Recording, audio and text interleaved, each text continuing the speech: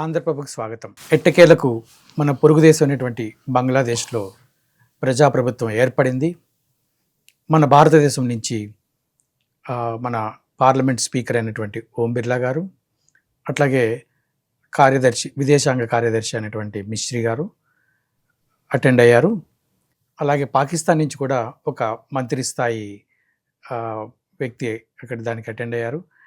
అయితే ఇప్పుడు ఈ రెహమాన్ ఏదైతే ఉన్నాడో, తారిక్ రెహమాన్ అనేటువంటి వ్యక్తి ఇప్పుడు మన ఇండియాతోటి ఎలా తన సంబంధాలు ఏర్పరచుకుంటాడు. అతను వ్యక్తం చేశాడు, నేను హిందువుల్ని కానీ, జైన్లు కానీ, ముస్లిమ్స్ని కానీ అందరినీ ఒకలా చూస్తాను అని అతను చెప్పాడు. కానీ ఇప్పుడు ప్రభుత్వం అతని చేతికి వచ్చింది. అతని చుట్టూ రెండు విషయాలు అతను చాలా స్పష్టంగా గమనించాల్సింది ఏంటంటే, అతను పాకిస్తాన్ని హ్యాండిల్ చేయాలి, ఇటుపక్క చైనాని హ్యాండిల్ చేయాలి, భారతదేశాన్ని హ్యాండిల్ చేయాలి. ఇప్పుడు ఎలా ఉంటుంది, అతని యొక్క చర్యలు ఎలా ఉంటాయి, ఈ విషయాలన్నీ మన స్టూడియోలో అవైలబుల్ ఉన్నారు శ్రీ మేజర్ శ్రీనివాస్ గారు. వారిని అడిగి తెలుసుకుందాం. సార్ నమస్కారం. సార్ నమస్కారం అండి.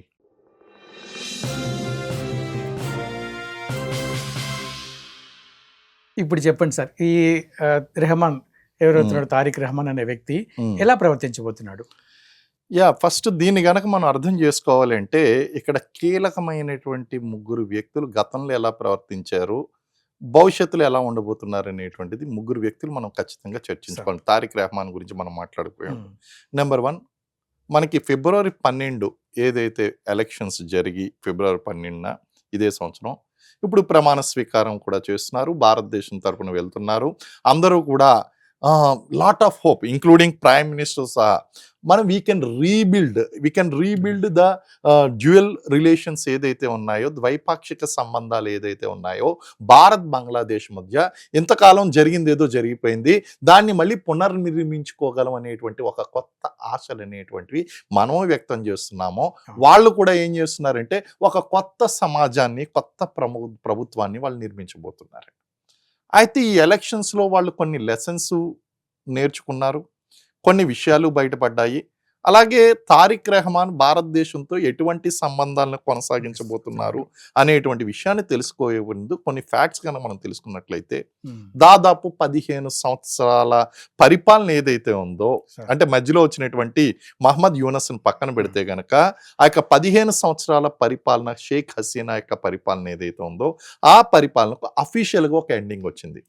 అయితే తాత్కాలిక ప్రభుత్వం మహమ్మద్ యూనస్ వచ్చినటువంటి, అయితే ఈ టోటల్ ఎపిసోడ్ని గనక మనం పాస్ట్, ప్రజెంట్, ఫ్యూచర్ అనేటువంటిది మనం తీసుకున్నట్లయితే, past 15 years of Sheikh Hasina government. Straight away పాయింట్లోకి వచ్చేద్దామండి. Sheikh Hasina was very much, ఆవిడ యొక్క విధానాలు కానీ, లేకపోతే ఆవిడ తీసుకున్నటువంటి ఆలోచనలు కానీ, స్టెప్స్ కానీ ఏది చూసుకున్నా సరే, ఇట్ వాజ్ ఇండియన్ ఫ్రెండ్లీ, భారతదేశానికి అనుకూలంగా ఉన్నటువంటి ప్రధాని, భారతదేశాన్ని గౌరవించినటువంటి ప్రధాని. ఆ దేశ విధానాలన్నీ కూడా భారతదేశానికి అనుకూలంగా ఉండాలి అని కోరుకున్నటువంటి ప్రధాని, భారతదేశంలో ఆశ్రయం పొందుతున్న. అందుగుంచే ఇంకా తప్పనిసరి పరిస్థితిలో అవామీ లీగ్ని నేతృత్వం వహించినటువంటి షేక్ హసీనా ఈరోజు భారతదేశానికి వచ్చి ఢిల్లీలో ఆమె రక్షణ పొందవలసినటువంటి అవసరం ఏర్పడిపోయింది. అయితే ఈ తాత్కాలికంగా ఉన్నటువంటి ఆ ప్రభుత్వం ఈమెను ఎప్పుడైతే ఇటువైపు తీసుకొచ్చేసారో, జెన్జీ రెవల్యూషన్, ఈ రోజు నిజంగా ప్రతి బంగ్లాదేశ్ యువకుడు కూడా జెన్జీ రెవల్యూషన్లో పాల్గొన్నటువంటి ప్రతి యువకుడు కూడా నువ్వు సాధించింది ఏంటి అనేటువంటి నువ్వు ప్రశ్నించుకోసారి. నువ్వు సాధించింది 2 సీట్లు. అంటే బంగ్లాదేశ్ కూడా నిన్ను ఇష్టపడడం లేదు, నీ యొక్క ఆలోచనని ఇష్టపడడం లేదు. నువ్వు సాధించింది ఏంటి? మత సామరస్యాన్ని దెబ్బ కొట్టడమా, లేకపోతే ఒక ఇస్లామిక్ ఫండమెంటలిజం అనేటువంటిది అక్కడ నువ్వు స్థాపించాలని చూసుకోవడమా, ప్రజాస్వామ్యానికి వ్యతిరేకంగా నువ్వు చెయ్యాలని చూడడమా, లేకపోతే ఒక మళ్ళీ తాలిబాన్ లాంటి ప్రభుత్వానికి మద్దతు ఇచ్చేటువంటి రాజకీయ పార్టీలకు నువ్వు అనుకూలంగా మారడమా? ఏం సాధించావు అనేటువంటి చూసుకుంటే 0, 2 సీట్లు. ఇప్పుడు ఈ షేక్ హసీనాకి వ్యతిరేకంగానే ఈ జెన్జీ ఉద్యమించారు కదా, ఉద్యమించారండి. అయితే ఇక్కడ ఒక చోట ఈ షేక్ హసీనా యొక్క భారతదేశంతో ఖచ్చితంగా ఆవిడ మంచి రిలేషన్స్, సత్సంబంధాలు కొనసాగించింది. కానీ అక్కడ ఆవిడ పరిపాలన అంత బాగలేదు, బాగా అవినీతి బాగా పెరిగిపోయింది. దీన్ని వ్యతిరేకించడానికి జెన్జీ వచ్చారని చెప్పేసి అంటున్నారు కదా సార్. ఈ జెన్జీ రెవల్యూషన్ వెనకాల ఇంటర్నల్ ప్రాబ్లమ్సే కాదండి, there is an international conspiracy is also involved. China, Pakistan, America, లాంటి దేశాల యొక్క సపోర్ట్ కూడా అక్కడ ఇండైరెక్ట్‌గా మనకు కనిపిస్తుందండి. Sir. And especially operation Sindoor జరిగిన తర్వాత ఈ జెన్‌జీ రివల్యూషన్ రావడానికి ఆపరేషన్ ఎందుకంటే we are sharing a huge land border సుమారు 4000 4090 కిలోమీటర్ల ల్యాండ్ బోర్డర్ మనకు బంగ్లాదేశ్‌తో ఉంది. బంగ్లాదేశ్ నుంచి ఇన్ఫిల్ట్రేషన్ ఎక్కువగా ఉంది. సెక్యూరిటీ ఇష్యూస్ చాలా ఉన్నాయి. ఆల్రెడీ మనం పాకిస్తాన్ సైడ్ అంటే మీకు అనేక సందర్భాల్లో నేను కూడా చెప్పాను. మన డిఫెన్స్ అనలిస్టులు కూడా చెప్పారు. మనం గనక భారతదేశం గనక యుద్ధం చేస్తే గనక it is not 1 front, it is not 2 front, it is 3 front war అని చెప్పేసి మనం చెప్పుకున్నాం. ఒక పక్కన పాకిస్తాన్, మరో పక్కన చైనా, మరో పక్కన బంగ్లాదేశ్. 3 ఫ్రంట్ వార్ అనేది ఫైట్ చేయవలసి 3.5 అన్నారు వాళ్ళు. 3.5 అని కూడా వాళ్ళు చెప్పారండి. నార్త్ ఈస్ట్ ఆ. ఇవన్నీ కూడా మనం తీసుకుంటే కనుక 3.5 అని చెప్పేసి వాళ్ళు చెప్పడం అనేటువంటి జరిగింది. ఇదంతా కూడా అండ్ ఆల్రెడీ చైనా అనేటువంటిది కనుక చూసుకున్నట్లయితే భారతదేశం చుట్టూ కూడా ఆ యొక్క డైమండ్ నెక్లెస్ అని చెప్పేసి పర్ల్ ఆఫ్ స్ట్రింగ్స్ అని చెప్పేసి ఈ పోర్ట్లు, హార్బర్స్ ఇవన్నీ నిర్మించడం మన ఎక్కడైనా సరే ఈ ఎయిర్ ఫోర్స్ అనేటువంటి ల్యాండ్ అయ్యే విధంగా అక్కడ మొత్తం ఆ ప్లాన్స్ అనేటువంటి చేసుకోవడం లాంగ్ స్ట్రాటజీలో వెళ్తుందండి. So India is having a problem of very strategic problem with neighbouring countries. Yes. ఇటువంటి సమయంలో బంగ్లాదేశ్ అనేటువంటి చాలా కీలకంగా మారింది. అక్కడ ఉన్నటువంటి నాయకత్వాన్ని గనక డిస్టర్బ్ చేసినట్లయితే భారతదేశాన్ని కూడా డిస్టర్బ్ చేయొచ్చు. కారణం ఏంటంటే 3 ఫ్రంట్ వార్ అనేటువంటిది ఈజీ అయిపోతుంది. 3.5 ఫ్రంట్ వార్ అనేటువంటిది. కాబట్టి జెన్‌జీ రెవల్యూషన్ అనేటువంటిది ప్యూర్‌గా ఇంటర్నల్ కరప్షన్స్ వలన మాత్రమే వచ్చినటువంటిది కాదు. అక్కడ ఇంటర్నల్ సిట్యుయేషన్స్‌ని యూజ్ చేసుకొని వచ్చినటువంటి ఒక రెవల్యూషన్ అండి. ముఖ్యంగా డీప్ స్టేట్ అని అంటున్నారు. డీప్ స్టేట్ అండి. Hmm. అందు గురించి ఇవన్నీ కూడా. Hmm. కాబట్టి ఆ విధంగా తీసుకొని వచ్చారు. అలాగే ఈ ఎకనామిక్స్‌లో నోబెల్ ప్రైజ్ షేర్ చేసుకున్నటువంటి ముజిబుర్ రెహమాన్ ఎవరైతే ఉన్నారో అతన్ని తాత్కాలిక ప్రధానిగా తీసుకొని వచ్చి అతని నేతృత్వంలో అతను సాధించింది యూనస్ సాధించింది ఏముంది అసలు? అతని యాంటీ ఇండియా. అలాగే అవామీ లీగ్‌నేమో రద్దు చేశాడు. జమాతే ఇస్లాం ఏదైతే ఉందో స్ట్రాంగ్ ఇస్లామిక్ ఫండమెంటలిజం ఉన్నటువంటి ఆ యొక్క జమాతే ఇస్లాం పార్టీ ఏదైతే ఉందో ఒక 12 రాజకీయ పార్టీల కూటమిని దాన్ని ఎంకరేజ్ చేశాడు. ఇటు పాకిస్తాన్‌కి, చైనాకి సపోర్ట్ చేశాడు. It was totally anti Hasina, anti India అనేటువంటి కాన్సెప్ట్‌లో వెళ్ళాడు. తాత్కాలిక ప్రభుత్వం పక్కకు పోయింది. ప్రజాస్వామ్యంలో ప్రజలు కోరుకున్నటువంటిది ఏంటి అంటే బంగ్లాదేశ్ నేషనల్ పార్టీ ఎవరైతే ఉన్నారో తారిక్ రెహమాన్ని మేము ప్రధాని చేస్తామో ఎవరైతే ఇతను తారిక్ రెహమాన్ ఎవరు మనకి బేగం ఖలీదా జియా ఎవరైతే ఉన్నారో ఆవిడ యొక్క కొడుకు దాదాపు 15-17 సంవత్సరాలు ఆయన యూకేలో షెల్టర్ తీసుకుని ఉన్నటువంటి వ్యక్తి. ఆ తర్వాత మళ్ళీ బంగ్లాదేశ్కి వచ్చి బంగ్లాదేశ్లో నేను ప్రభుత్వాన్ని స్థాపిస్తాను అని చెప్పి ప్రమాణ స్వీకారం చేయబోతున్నాడు. దీనికి సంబంధించి ఇమీడియట్గా మన ప్రధాని మోడీ గారు కూడా ఏమన్నారు, ఈ యొక్క రాజకీయపరమైనటువంటి మార్పును మేము ఆహ్వానిస్తున్నాము, మేము గుర్తిస్తున్నాము అని చెప్పారు. అఫ్ కోర్స్ షేక్ హసీనా ఏవైతే ఆమె షెల్టర్ తీసుకుందో లేదు, ఈ ఎన్నికలు అనేటువంటి గుర్తించడానికి లేదు, లాట్ ఆఫ్ కరప్షన్ జరిగిందని ఏదైనా. ఎందుకంటే షేక్ హసీనా అనేటువంటి ఆవిడ మళ్ళీ తిరిగి వెళ్ళి అక్కడ ప్రధాని అవ్వడం అనేటువంటిది అసాధ్యం. జెన్‌జీ రివల్యూషన్‌లో ఉన్నటువంటి విద్యార్థులు ఎవరు కూడా ఆమెను ఆహ్వానించరు. అవామీ లీగ్ అనేటువంటిది వీక్ అయింది. ఆ వీక్ అయినటువంటి వాళ్ళు ఇప్పుడు ఖచ్చితమైనటువంటి ఆల్టర్నేటివ్ మనం చాలా స్ట్రాటజికల్‌గా చాలా విదేశాంగ విధానంలో చాలా మెచ్యూరిటీని చూపించి as we are supporting BNP Bangladesh national party ఏదైతే ఉందో ఆ సంసద్లో అత్యధిక సీట్లు సంపాదించి దాన్ని గుర్తిస్తున్నాం అని చెప్పి ఒక పాజిటివ్ వేవ్ అనేటువంటి క్రియేట్ చేసుకున్నాం. మనకున్నటువంటి వేవ్ ఏంటి అంటే సరే జరిగిందేదో జరిగిపోయింది. ఈ రెహమాన్ ముజిబుర్ రెహమాన్ విషయంలో ఆయన టైంలో జరిగినటువంటిది ఏదైతే ఉందో జరిగిందేదో జరిగిపోయింది. కానీ కొత్త ప్రభుత్వాన్ని మనం అవకాశాన్ని ఉపయోగించుకుందాం, మళ్ళీ రీబిల్డ్ చేసుకుందాం. కారణం ఏంటంటే it is strategically important for us అండి. Strategically important for us. Security పరమైనటువంటి ఇష్యూస్ ఉన్నాయి, కల్చరల్ పరమైనటువంటి ఇష్యూస్ ఉన్నాయి.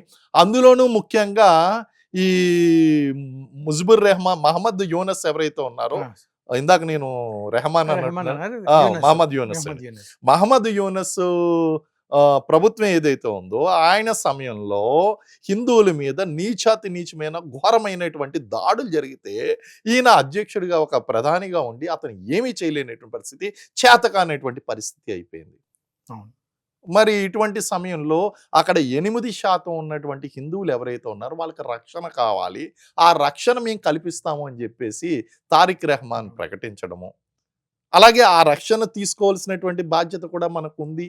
ఎందుకంటే వాళ్ళకంతా కూడా అత్యధికంగా మనకు ఉన్నటువంటి కల్చరల్ రిలేషన్స్ కనుక మనం చూసుకున్నట్లయితే బంగ్లాదేశ్‌తో అస్సాం, వెస్ట్ బెంగాల్, నార్త్ ఈస్ట్‌లో ఉన్నటువంటి అనేక కుటుంబాల వారికి ఇక్కడ బంధుత్వ సంబంధాలున్నాయి. వాళ్ళ బంధువులు ఇక్కడ ఉన్నారు. ఉన్నారు.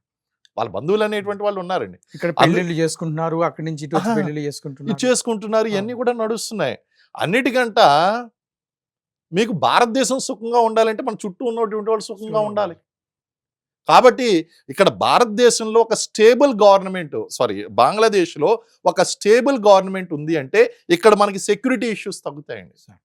అక్రమ వలసలు అనేటువంటివి కట్టడి అవుతాయి. అక్కడ వాళ్ళకి నిరుద్యోగం, పేదరికం అనేటువంటిది తగ్గింది అంటే మన భారతదేశం వైపు వచ్చేటువంటి అక్రమ వలసలు గాని, లేకపోతే ఇక్కడ ఉన్నటువంటి ఓ రకంగా చెప్పాలి అంటే గ్రూప్స్ ఏదైతే ఉన్నాయో, ఇన్సర్జెంట్ గ్రూప్స్ ఏదైతే ఉన్నాయో, ఇన్సర్జెంట్స్ అంటాం. ఇన్సర్జెంట్స్ అంటే వీళ్ళు తీవ్రవాదులు లాంటి వాళ్ళు అనమాట అండి. వాళ్ళు లోకల్గా ఉన్నటువంటి ట్రైబల్స్తో వచ్చినటువంటి ఇన్సర్జెంట్ గ్రూప్స్ కానీ, స్మగ్లింగ్ యాక్టివిటీస్ కానీ, ల్యాండ్ బార్డర్ ఇష్యూస్ కానీ, వీటిలన్నిటిని కూడా ఒక స్టేబుల్ గవర్నమెంట్ ఉండడం వల్ల మనం కంట్రోల్ తీసుకుని రావచ్చు. కోఆపరేషన్ అనేటువంటి చాలా చక్కగా ఉంటుంది. ఇటు బిఎస్ఎఫ్, అటు బంగ్లాదేశ్ బార్డర్కి సంబంధించినటువంటి గార్డ్స్, వీళ్ళిద్దరూ కూడా కోఆర్డినేషన్తో ఖచ్చితంగా స్మగ్లింగ్ కంట్రోల్ చేస్తారు. ఇన్ఫిల్ట్రేషన్ ఎందుకంటే ఇన్సర్జెంట్ ఇన్ఫిల్ట్రేషన్ అని ఎందుకన్నానంటే అండి, నార్త్ ఈస్ట్ లో ఉన్నటువంటి యొక్క ఇన్సర్జెంట్స్ ఎవరైతే ఉన్నారో వీళ్ళు అవసరమైతే నేపాల్, భూటాన్, బంగ్లాదేశ్ పారిపోతూ ఉంటారు. మనం ఇక్కడ నుంచి కూమింగ్ ఆపరేషన్స్ చేస్తూ ఉంటాం. మా ఆర్మర్డ్ ఫోర్సెస్ అంతా కూడా పెట్రోలింగ్ చేస్తూ ఉంటారు, అంబుషింగ్ నిర్వహిస్తూ ఉంటారు. కూమింగ్ అంటే మనకి జనరల్ పబ్లిక్ అర్థం కావాలంటే కూమింగ్ ఆపరేషన్స్ అనేటువంటి నిర్వహిస్తూ ఉంటారు. వాళ్ళు సింపుల్ గా బంగ్లాదేశ్ కి, ఇతర దేశాల బార్డర్ కి, భూటాన్ నెంబర్ ఆఫ్ టైమ్స్ మేము వెస్ట్ బెంగాల్ చైనా బార్డర్ లో పనిచేసినప్పుడు I used to go for Bhutan patrolling. Bhutan వెళ్తూ ఉండేవాడిని. భూటాన్ వెళ్తున్నప్పుడు అక్కడ ఉన్నటువంటి ఆ మిలిటెంట్స్ ఎవరైతే ఉన్నారో ఈ లోపల ఇంటీరియర్ ప్లేసెస్ లో we used to get clear cut information. వాళ్ళు భూటాన్ వెళ్ళిపోయారని, అటు నేపాల్ వెళ్ళిపోయారని, ఇలాంటి ఇన్ఫర్మేషన్స్ అన్ని మాకు వస్తూ ఉండేవి. అంటే మేము ఇక్కడ వస్తున్నామని తెలుసుకుని వాళ్ళు అదర్ కంట్రీస్కి వెళ్ళిపోయారు. అదే కనుక ఈ రెండు దేశాల మధ్య కనుక ద్వైపాక్షిక ఒప్పందాలు కనుక చాలా చక్కగా ఉండి, రిలేషన్స్ బాగా ఉండి, టాకింగ్ టర్మ్స్ లో ఉంటే కనుక ఇమీడియట్ గా మేము వీళ్ళని వెతుక్కుంటూ మీ దగ్గరికి వస్తున్నాము, just for your information please cooperate us, లేదా పలానా చోట పలానా వాళ్ళు వచ్చారు, మీరు అటువైపు నుంచి మీరు రండి, ఇలాంటివన్నీ కూడా ఇన్ఫర్మేషన్స్ కోఆర్డినేషన్స్ కి చాలా బాగుంటుంది. సో ఆ విధంగా కనుక చూసుకుంటే కనుక we are with a new hope. అందులో భాగంగానే మీరు అన్నట్టు ఈ రోజు మనకి ఓం బిర్లా గారు, అలాగే మిశ్రీ గారు, వీళ్ళందరూ కూడా ఆ యొక్క ప్రధాని ప్రమాణ స్వీకారం కోసం వెళ్ళడం అనేటువంటిది చాలా ఆహ్వానించదగినటువంటి పరిణామము, చాలా శుభ సూచకము. ఇంకా నన్ను అడిగితే కనుక ఓకే, ఈ యొక్క ఈక్వేషన్స్ అనేటువంటి దానివల్ల మోడీ గారు వెళ్ళలేకపోయారు, మోడీ గారు వెళ్తే ఇంకా బాగుండేదేమో. కారణం ఏంటంటే ఒక దేశ ప్రధాని వెళ్ళడం అంటే అది మామూలు విషయం కాదు. It's very positive signal. కాకపోతే ఈ చెక్స్ అండ్ బ్యాలెన్సెస్, ఈక్వేషన్స్, ఈ యొక్క ఫారెన్ పాలసీలో ఉన్నటువంటి విధానాన్ని బట్టి మన స్పీకర్ గారిని, అలాగే విదేశాంగ మంత్రిత్వ శాఖకు చెందినటువంటి సెక్రటరీ మిశ్రీ గారిని, వీళ్ళందరినీ కూడా మనం పంపించడం అనేటువంటి జరిగింది. చాలా we're hoping that okay let us rebuild. అయితే ఈ 3 ఫేజులను ఒక రకంగా వివరిస్తానండి. Sheikh Hasina government Indian friendly, and Mohammed Yunus anti India, and ఒక రకంగా చెప్పాలంటే న్యూట్రల్ అని చెప్పాలి. ఎవరు? తారిక్ రెహమాన్. ఈ న్యూట్రల్గా ఉన్నటువంటి వ్యక్తిని శత్రువుగా మార్చుకోవడమా, మిత్రుడిగా మార్చుకోవడం అనేటువంటిది మన బలమైనటువంటి విదేశాంగ విధానం మీద ఆధారపడి ఉంటుంది. We cannot declare that they are ఫ్రెండ్స్గా ఉండబోతారు అని చెప్పలేము, అలాగే శత్రువులుగాను ఉంటారు. మన వంతు కృషి మనం చేస్తాము. We extend our friendly this thing. ఎందుకంటే బంగ్లాదేశ్ లాంటి దేశానికి ప్రపంచంలో ఒక ఆర్థిక శక్తిగా ఎదుగుతున్నటువంటి భారతదేశం యొక్క సహాయ సహకారాలు ఎంతైనా అవసరమో. అసలు బంగ్లాదేశ్ ని సృష్టించిందే భారతదేశము. అసలు నిన్ను సృష్టించినటువంటి వాడికి నువ్వు ద్రోహం చేస్తానంటే అది ఎంతవరకు కరెక్టు?